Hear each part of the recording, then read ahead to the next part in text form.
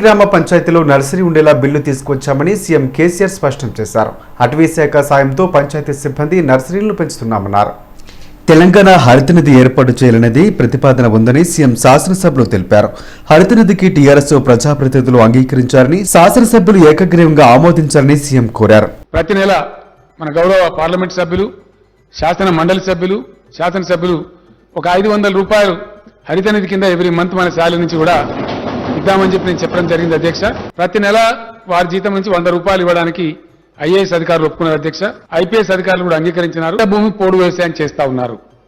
ఒకసారి లెక్క తేలిస్తే అక్కడికి ఎక్కడికో ఒక స్టాప్ చేసేసి వాళ్ళకు కూడా రైతు బంధు వగైరా ఇచ్చి వాళ్ళకు కూడా ఈ ఆర్ఓఎఫ్ఆర్ పట్టాలు ఇచ్చేస్తే ఆ సమస్యపోద్ది అధ్యక్ష.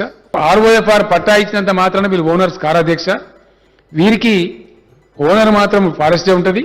అవసరమైతే ఆల్ పార్టీ డెలిగేషన్ వెళ్లి ప్రైమ్ మినిస్టర్ గారిని కలిసి. Greater deputy mayor Mothe Srilatha Shoban Reddy Tarnaka డివిజన్లోని లాలాపేట గడి స్కూల్ను సందర్శించారు.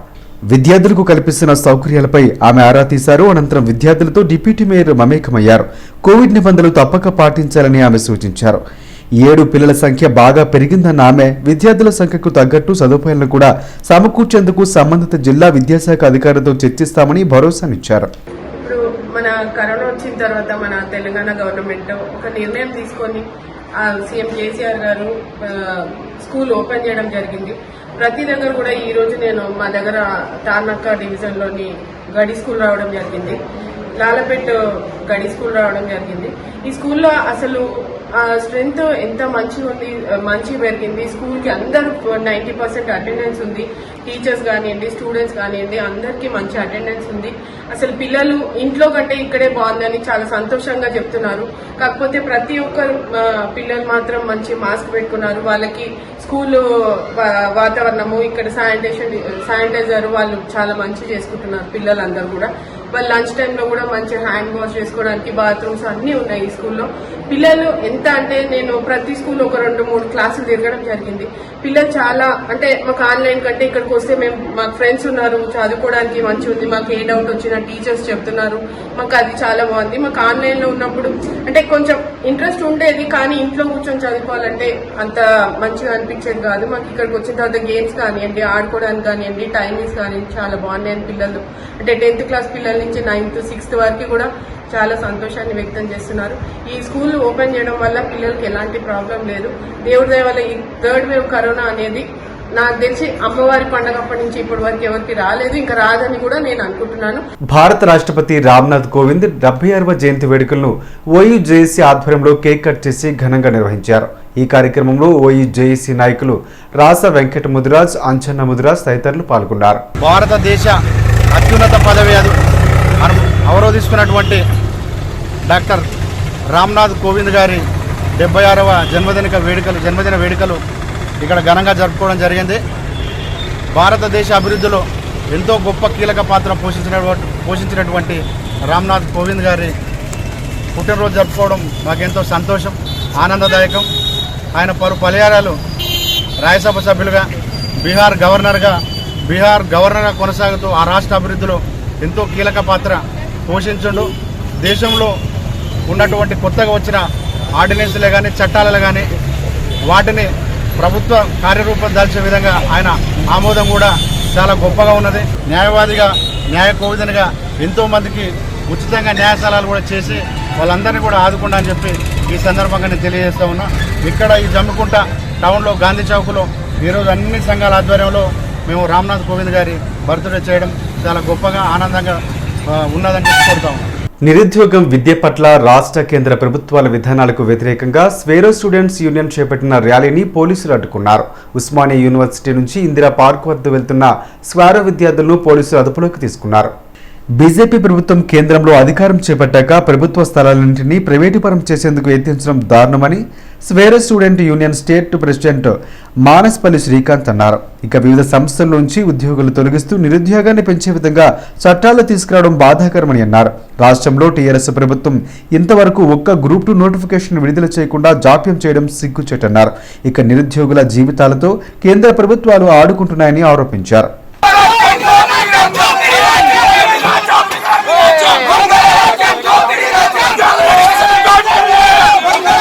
బీసీల పట్ల జరుగుతున్న అన్యాయాన్ని అరికట్టే దిశగా తమ సాయశక్తులా ప్రయత్నిస్తారని నూతనంగా ఎన్నుకోబడిన బీసీ సంక్షేమ సంఘం జాతీయ కార్యనిర్వాహక అధ్యక్షుడు దాసు సురేష్ అన్నారు. బీసీ భవనంలో జాతీయ బీసీ సంక్షేమ సంఘం అధ్యక్షుడు ఆర్ కృష్ణయ్య ఆధ్వర్యంలో సురేష్ బాధ్యతలు స్వీకరించారు. దేశంలో బీసీల పట్ల జరుగుతున్న అన్యాయంపై పోరాటాలు చేస్తామని చెప్పారు. బీసీలకు రాజ్యాధికారం వచ్చే వరకు నిరంతరంగా పోరాడతామని దాసు సురేష్ చెప్పారు. బీసీ ఉద్యమాన్ని బలోపేతం చేయాలని, అందులో భాగంగా పార్లమెంట్లో బీసీ బిల్లు పెట్టి చట్టసభల్లో బీసీలకు 50% రిజర్వేషన్లు పెట్టాలి, కేంద్రంలో బీసీలకు ప్రత్యేక మంత్రిత్వ శాఖ ఏర్పాటు చేయాలి, బీసీ ఉద్యోగులకు ప్రమోషన్లో రిజర్వేషన్లు పెట్టాలి, కేంద్ర స్థాయి లోపల బీసీలకు సప్లాన్ పెట్టాలి, అదేవిధంగా కేంద్ర స్థాయిలో హైకోర్టు సుప్రీంకోర్టు జడ్జిల్లో ఎస్సీ ఎస్టీ బీసీలకు రిజర్వేషన్లు పెట్టాలి, ప్రైవేట్ రంగం రోజు రోజు విస్తరిస్తున్నందున ప్రైవేట్ రంగంలో కూడా ఎస్సీ ఎస్టీ బీసీలకు రిజర్వేషన్లు పెట్టాలి, అదేవిధంగా వచ్చే కులగణనలో వచ్చే జనాభా గణనలో కులగణన చేపట్టాలని జాతీయ స్థాయిలో బీసీ ఉద్యమాన్ని బలోపేతం చేయాలని నిర్ణయించడం జరిగింది. ఈరోజు రాష్ట్ర కోర్ కమిటీ, జాతీయ స్థాయి కోర్ కమిటీ సమావేశం జరిపి ఆ సమావేశంలో మన ప్రముఖ బీసీ ఉద్యమకారుడు, గతంలో రాష్ట్రంలో బలమైన బీసీ ఉద్యమానికి పునాదులు వేసినటువంటి బాగా ఎంతయాజం డైనమిక్ లీడర్ అయినటువంటి దాస్ సురేష్ను జాతీయ స్థాయిలో వర్కింగ్ ప్రెసిడెంట్, జాతీయ బీసీ సంక్షేమ సంఘం వర్కింగ్ ప్రెసిడెంట్గా ఎన్నుకోవడం జరిగింది. ఆయన నాయకత్వం లోపల ఢిల్లీ, మధ్యప్రదేశ్, గుజరాత్, హర్యానా, ఛత్తీస్గఢ్, మహారాష్ట్ర ఇంకా అనేక ఇతర రాష్ట్రాల లోపల పర్యటించి అక్కడ కూడా బీసీ ఉద్యమాన్ని బలోపేతం చేయవలసినటువంటి అవసరాన్ని గుర్తించి ఆయన సేవలు, ఆయన డైనమిజము, ఆయన టాలెంటు జాతీయ స్థాయి ఉద్యమానికి తోడ్పడుతుందని, అందుకోసం ఆయనకు పూర్తి బాధ్యతలు ఇవ్వాలని చెప్పి అక్కడ కమిటీ లోపల నిర్ణయించడం జరిగింది. బడుగుల కోసం, బలహీన వర్గాల కోసం కనీసం ఒక రోజు కూడా విశ్రమించకుండా నిరంతరం మన అన్న బీసీల దళపతి ఆర్ కృష్ణయ్య గారు కొనసాగిస్తున్నటువంటి పోరాటంలో మేము అన్నతో పాటు కొన్ని దశాబ్దాల పాటుగా అన్నతో పాటు పనిచేస్తున్నా కూడా ఇప్పుడు అన్న తీసుకున్నటువంటి వాదం ఏదైతే జాతీయ స్థాయిలో బీసీలకు అవకాశాలు రావాల్సినటువంటి విషయం, అదేవిధంగా జనాభా గణనలో కులగణన, ఓబీసీల గణన, బీసీలకు చట్టసభలలో రిజర్వేషన్లు, అనేక రకాలైనటువంటి అంశాల గురించి ఆర్ కృష్ణ గారు చేస్తున్నటువంటి పోరాటానికి మరింత బలం చేకూర్చడానికి జాతీయ బీసీ సంక్షేమ సంఘం కోర్ కమిటీ, అదేవిధంగా అన్ని కుల సంఘాలకు సంబంధించినటువంటి పెద్దలు ఏఎల్ మల్లయ్య గారు, శ్రీరాములు శ్రీనివాస్ గారు, అరుణ్ గారు, గుజ్జకృష్ణ గారు, కోల జనార్దన్ గారు, ఇలా అనేక మంది నాయకులు కూడా చర్చించిన పిదప జాతీయ స్థాయిలో మన యొక్క ప్రయత్నాలను ముమ్మరం చేయాలనేటువంటి ఆలోచనతోని నాకు ఈ అవకాశాన్ని అందించినందుకు ఆర్ కృష్ణయ్య గారికి బీసీలందరి పక్షాన కూడా నేను ప్రత్యేకమైనటువంటి అభినందనలు తెలియజేస్తున్నాను. అక్టోబర్ 2న విద్యార్థి నిరుద్యోగ జంగ్ సైరన్కు నిరుద్యోగులు, విద్యార్థులు భారీగా తరలి రావాలని నిరుద్యోగ ఫ్రంట్ చైర్మన్ దయాకర్ పిలుపునిచ్చారు. దిల్సుఖ్నగర్ నుంచి కొత్తపేటలోని శ్రీకాంతాచారి విగ్రహం వరకు భారీ ర్యాలీ నిర్వహించి అక్కడే తొలి బహిరంగ సభ నిర్వహిస్తారని దయాకర్ తెలిపారు. విద్యార్థి, నిరుద్యోగులు భారీగా హాజరు కావాలని కోరారు. సికింద్రాబాద్ పరేడ్ గ్రౌండ్లో 5 లక్షల మందితో జరిగే మరో భారీ బహిరంగ సభకు పార్టీ అధినేత రాహుల్ గాంధీ ముఖ్య అతిథిగా పాల్గొంటారని దయాకర్ తెలిపారు. ఆ ఇచ్చిన తెలంగాణలో విద్యార్థులకు, నిరుద్యోగులకు నిరాశ చెందింది. కేసీఆర్ నిర్లక్ష్యం వహించాడు కాబట్టి విద్యార్థి, నిరుద్యోగుల యువత కోసం ఇవాళ ఇచ్చిన కాంగ్రెస్ పార్టీ మరొకసారి మహత్తరమైన ఉద్యమానికి, నిరుద్యోగుల భవిష్యత్తు కోసం, నిరుద్యోగులకు ఉద్యోగాల కోసం ఒకసారి సమరానికి సిద్ధమైంది. కాబట్టి రేపు పవిత్రమైన రోజు అక్టోబర్ 2న గాంధీ జయంతి రోజున ఈరోజు విద్యార్థి, నిరుద్యోగుల జంగు సైరన్ను కాంగ్రెస్ పార్టీ పిలుపునిచ్చింది. ఆ భాగంలో రేపు 4 గంటలకు రాజీవ్ చౌరస్తా నుంచి ఎల్బీనగర్ తెలంగాణ తొలి అమరవీరుడు శ్రీకాంతాచారి విగ్రహం వరకు ర్యాలీ ఉంటుంది. ఆ ర్యాలీ అనంతరం బహిరంగ సభ. కాబట్టి విద్యార్థులు, నిరుద్యోగులు 7 ఏళ్లుగా ఉద్యోగాలు లేక నిరీక్షిస్తున్న యువతకు భరోసా కల్పించి మళ్ళొకసారి ఉద్యమానికి శ్రీకారం చుట్టించి కేసీఆర్ మెడలు వంచి ఉద్యోగాలు సాధించే దిశగా కాంగ్రెస్ పార్టీ 2 నెలల కార్యాచరణ తీసుకొని డిసెంబర్ 9న తెలంగాణ తొలి ప్రకటన ఇచ్చిన సందర్భంగా పేరేడ్ గ్రౌండ్లో లక్షలాది మంది యువతతోని భారీ బహిరంగ సభ, రాహుల్ గాంధీ గారి నాయకత్వంలో ఆ రోజు ఉద్యోగాల కోసం ఒక ప్రధానమైన మేనిఫెస్టో ఉండబోతుంది. కాబట్టి హరితహారంపై అసెంబ్లీలో చర్చ జరిగిన విషయంపై సిపిఐ రాష్ట్ర కార్యదర్శి చాడ వెంకటరెడ్డి స్పందించారు. సీఎం హరితహారంపై సుదీర్ఘంగా చర్చించడం హర్షించదగ్గ విషయమని చెప్పారు. ఇదే తరుణంలో సీఎం కేసీఆర్ సభలో ఓవైపు చర్చ జరుగుతుండగానే కొత్తగూడెం, మానుకోట జిల్లాలో పోడు భూముల దారులపై అటవీ అధికారులు దాడులు చేయడం దారుణమని ఆగ్రహం వ్యక్తం చేశారు. తక్షణమే పోడు భూముల హక్కుదారులపై అటవీ అధికారులు దాడులు చేయడాన్ని నిలువరించాలని చాడ వెంకటరెడ్డి డిమాండ్ చేశారు. మూడుసార్ల పైన అటవీశాఖ అధికారులై పోలీసుల దాడులు పెట్టడానికి పోయి వాళ్ళపైన పీడియాట్రిక్ క్రిమినల్ కేసులు పెట్టి వందలాది కేసులు పెట్టి జైలు పంపించారు. ఇప్పుడు భయం మధ్యన ఈ పొడిసాగ దొరలు కొట్టగలుగుతా ఉన్నారు. అయితే ఈరోజు అటవీశాఖకు సంబంధించి చట్టానికి సంబంధించి కొంత గడువు పెంచమని కేంద్రాన్ని కోరుతాం. ఇందులో అసెంబ్లీలోనే అసెంబ్లీలోనే తీర్మానం చేస్తామని చెప్పినారు. ముఖ్యమంత్రి ఆధ్వర్యంలో అఖిలపక్షాలను కూడా ఢిల్లీకి వెళ్ళి ప్రధానమంత్రి కలుద్దామని చెప్పారు. ఇవన్నీ మంచి మాటలే, ఇది ఆవర్ధక అంశాలే. కానీ నిన్ననేమో కొత్తగూడెం జిల్లా సుజాత నగర్లో గరీపేట అనే తండాలో మరి అటవీశాఖ అధికారులే గుడ్డలతో ముగ్గురు బయటపై దాడి చేశారు. వాళ్ళ హాస్పిటల్లో చికిత్స అవుతున్నారు. ఇవాళ మరి మహబూబాబాద్ జిల్లాలో గూడూరు మండలంలో మరి ఒక తండాలో మిర్చి పంటలు దోషం చేశారు. ఈ రకంగా దాడులు జరుగుతున్నాయి. నిన్న జరిగింది, ఇవాళ జరుగుతుంది. అసెంబ్లీలో చర్చ జరుగుతున్నది జరిగింది.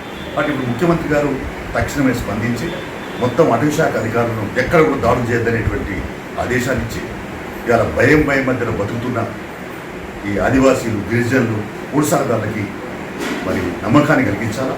నగరంలోని పంజగుట్ట మానేపల్లి జ్యువెలరీ షోరూంలో దసరా పండుగ సందర్భంగా సరికొత్త జ్యువెలరీ కలెక్షన్లు మోడల్స్తో కలిసి సంస్థ డైరెక్టర్ మురళీకృష్ణ ఆవిష్కరించారు.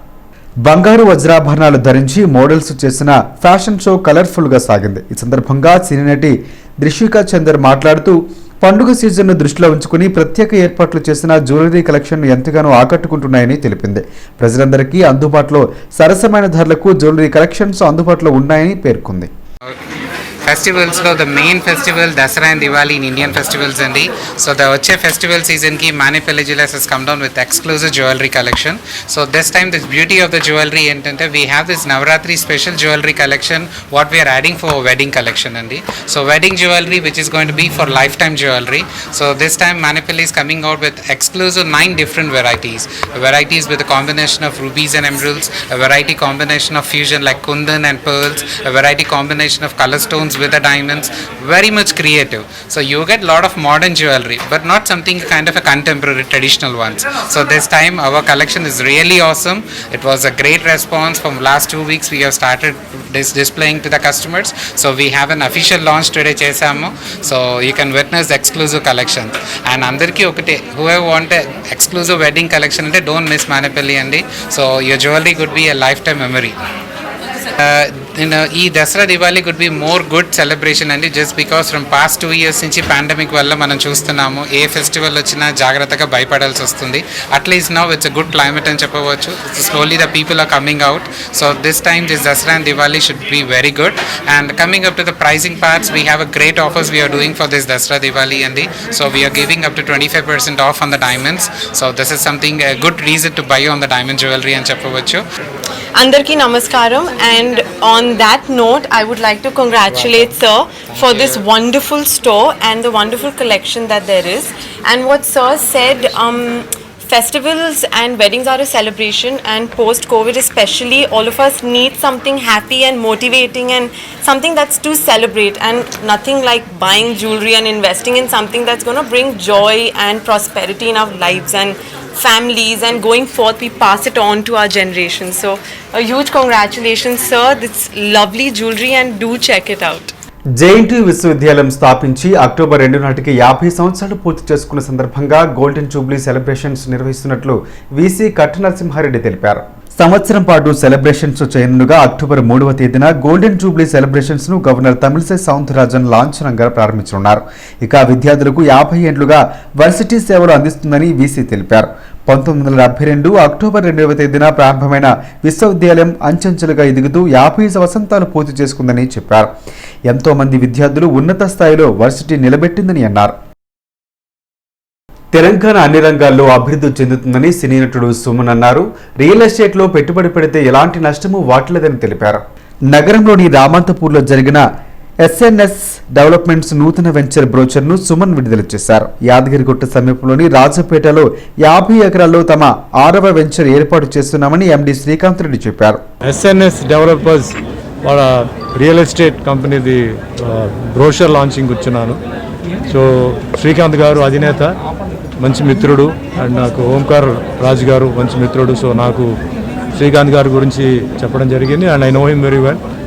సో ఇక్కడ మెయిన్ ఏంటంటే ఈరోజు ఈ వెంచర్ యాదగిరిగుట్టలో ఓపెన్ అవుతుంది. సో రేపు ఫ్యూచర్లో ఏంటంటే Yadagirigutta is going to become a very big pilgrimage centre, industrial hub వస్తుంది and it's going to become another township also అండి. సో ఐ ఫెల్ట్ ఇదేంటంటే ఇది చాలా మంచి వెంచర్. సో అందరూ ఇక్కడ ఏంటంటే ఇన్వెస్ట్ చేస్తే ఫ్యూచర్లో definitely it will be very useful. And Hyderabad, Telangana ఏంటంటే రియల్ ఎస్టేట్కి వచ్చేటప్పటికి compared to Tamil Nadu, Kerala and Karnataka చాలా బాగుంది. ఎందుకంటే నేను అన్ని స్టేట్స్ తిరుగుతున్నాను. సో ఇక్కడ ఏంటంటే the government, TRS government has brought in lot of glamour to the real estate company. చాలామంది రియల్ ఎస్టేట్ కంపెనీస్ సఫర్ అవుతున్నాయి. But Hyderabad, Telangana fortunately it has come up very well అండి. ఎస్పెషలీ యాదగిరిగుట్ట, ఎందుకంటే ద టెంపుల్ ఏదైతే ఉందో అది it's going to be one of the best temples in India అని నేను చెప్పొచ్చు. ఎందుకంటే అంత బాగా మా వెంచర్ వచ్చేసి కొత్త వెంచర్, 6వ వెంచరు యాదగిరిగుట్టలో రాజాపేట్ మండల్ హెడ్ క్వార్టర్స్లో ఓపెన్ చేయడం జరుగుతుంది. ఇవాళ బ్రోచర్ లాంచ్ చేశాము. రాజాపేట అనేది mandal head quarters near to Yadagirigutta, plus regional ring road వచ్చేసి రాజాపేట దగ్గరలో వస్తుంది. కాబట్టి కస్టమర్లకు మంచి ఇన్వెస్ట్మెంట్ ఉంటుంది. సో ఇది ఒక 50 acres లాంచ్ చేస్తున్నాము. 50 acres 100 acres వరకు అవుతుంది. పెద్ద వెంచర్, మెగా వెంచర్ అవుతుంది. కాబట్టి డెఫినెట్గా ఇవాళ ఇచ్చేసాం మన మార్కెటింగ్ మిత్రులకు అందరికీ అండ్ కస్టమర్లకు కూడా మంచి అవకాశం ఇది. ఇన్వెస్ట్మెంట్ చేస్తే విత్ ఇన్ షార్ట్ టైం, ఎందుకంటే యాదగిరిగుట్ట బాగా డెవలప్మెంట్ అవుతుంది కాబట్టి యాదగిరిగుట్ట నుంచి కరీంనగర్ పోయే హైవే ఇన్ బిట్వీన్ మన వెంచర్కి ఆనుకునే పోతుంది 4 lane. ఆర్టిస్టులు తమ సృజనాత్మకతతో రూపొందించిన కళాఖండాలను ప్రదర్శించేందుకు అత్యాధునిక సౌకర్యాలతో కూడిన గ్యాలరీని జూబ్లీహిల్స్ లో ఏర్పాటు చేశారు. ఒకే వేదికపై గ్యాలరీని ఏర్పాటు చేయడం అభినందనీయమని ప్రముఖ చిత్రకారుడు రవీందర్ రెడ్డి అన్నారు. జూబ్లీహిల్స్ లోని కథారి ఆర్ట్ గ్యాలరీలో 9 మంది ఆర్టిస్టులు తయారు చేసిన కళా ప్రదర్శనలు చూపరులను ఆకట్టుకున్నాయి. దేశంలోనే మొట్టమొదటిసారిగా కథారి ఆర్ట్ గ్యాలరీలో abstract, contemporary, modern, abstract art షోను ప్రదర్శించినట్లు కథారి ఆర్ట్ గ్యాలరీ నిర్వాహకుడు సుప్రజారావు తెలిపారు. ఈరోజు అంటే రీబార్న్ అయింది కొత్త పేరుతోటి, ఇది చాలా సంతోషము. హైదరాబాద్లో ఇలా గ్యాలరీ ఒకటి ఓపెన్ కావటము, ప్రజలకు అందరికీ ఒక ఆర్ట్ అనేది ఎంతో చూపిస్తేందుకు వాళ్ళు ముందుకు రావటం చాలా సంతోషం.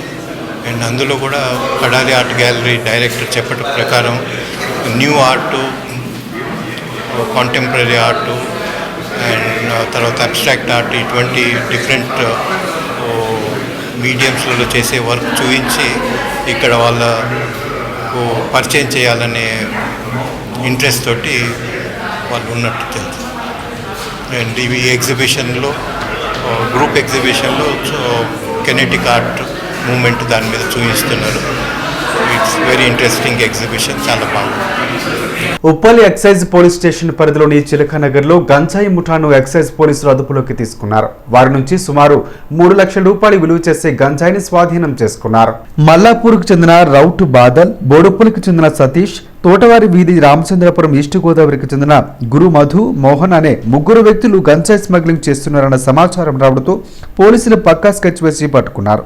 వీరి నుంచి సుమారు 3 లక్షల రూపాయల విలువ గల గంజాయిని లిక్విడ్ ఆయిల్ గా మార్చిన 5 ml వీడ్ ఆయిల్ ను, అలాగే కేజీన్నర పొడి గంజాయి, 3 మొబైల్స్, 2 బైకులు స్వాధీనం చేసుకున్నారు. ఈ గంజాయి ముఠా అరకు, విశాఖపట్నం నుంచి గంజాయి తీసుకొచ్చి విద్యార్థుల లక్ష్యంగా కాలేజీ పరిసరాల్లో అమ్మకాలు జరుపుతున్నట్లు ఉప్పల్ ఎక్సైజ్ ఇన్స్పెక్టర్ చంద్రశేఖర్ గౌడ్ వెల్లడించారు. మాకు అందిన సమాచారం మేరకు చిలకనగర్లో రూట్ వాచ్ కండక్ట్ చేస్తున్నాగా మాకు గాంజా వీడ్ ఆయిల్ సప్లై జరుగుతుందని పకడ్బందీ సమాచారం అందింది. దాన్ని బట్టి మేము అక్కడ రూట్ వాచ్ కండక్ట్ చేస్తున్నాగా ఒక వ్యక్తి బైక్పై మమ్మల్ని చూసి పారిపోవడానికి ప్రయత్నించిండు.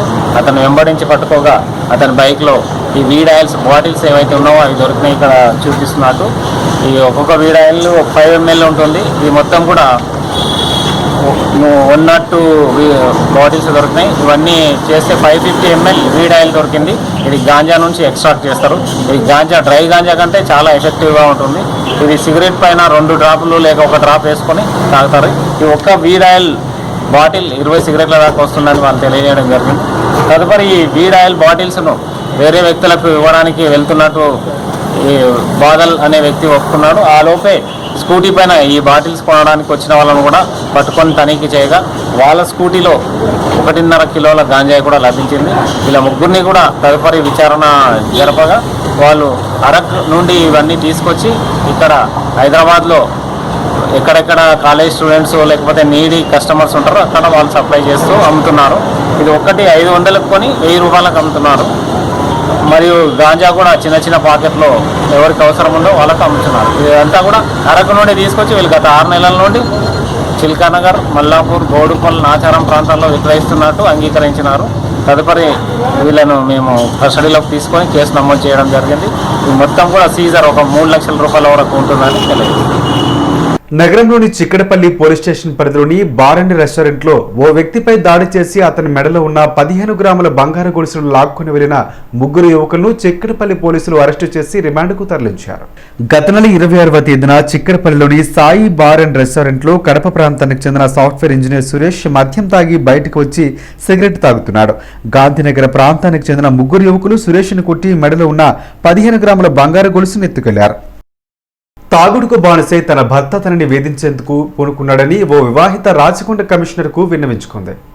నాగోడుకు చెందిన సంతోషి, బాలాజీ దంపతులు 2 పిల్లలు. ఇక బాలాజీ తనకు తెలియకుండానే విడాకుల కోసం కోర్టు నోటీసులు పంపాడని భార్య సంతోషి ఆరోపించింది. వారు ఉంటున్న సొంత ఇంటిని కూడా తమ స్నేహితులకు అమ్మాడని చెప్పింది. దీంతో కొనుగోలు చేసిన రఘువీర్ 10 మంది గూండాలతో ఇల్లు ఖాళీ చేయించారని బెదిరించినట్లు వివాహిత వాపోయింది. దీనిపై సిపి మహేష్ భగవత్ తక్షణమే స్పందించి తమకు న్యాయం చేయాలని ఆమె కోరింది. ప్రపంచానందరికీ నమస్కరిస్తానండి. నా బాధ వినండి. నా పేరు గూడూరు సంతోషి, నా భర్త పేరు వచ్చి బాలాజీ. నాకు 2 పిల్లలు, భవ్య, వివేక్. భవ్య వచ్చేసి 23, వివేక్ 20 సంవత్సరాలు. నా భర్త నేను మాకు గుజరాత్లో పెళ్ళయింది 1996 2వ నెల 7వ తారీఖు. అక్కడ మేము 10 సంవత్సరాలు ఉన్నాం, బాగానే ఉన్నాం. తర్వాత వృత్తి వ్యాపారాల కోసం ఇక్కడికి వచ్చాము హైదరాబాద్కు. వచ్చిన తర్వాత టైలరింగ్ చేసుకుంటూ ఎలాగోలా నడిపించుకుంటూ మా పిల్లలను పోషించుకుంటున్నాము.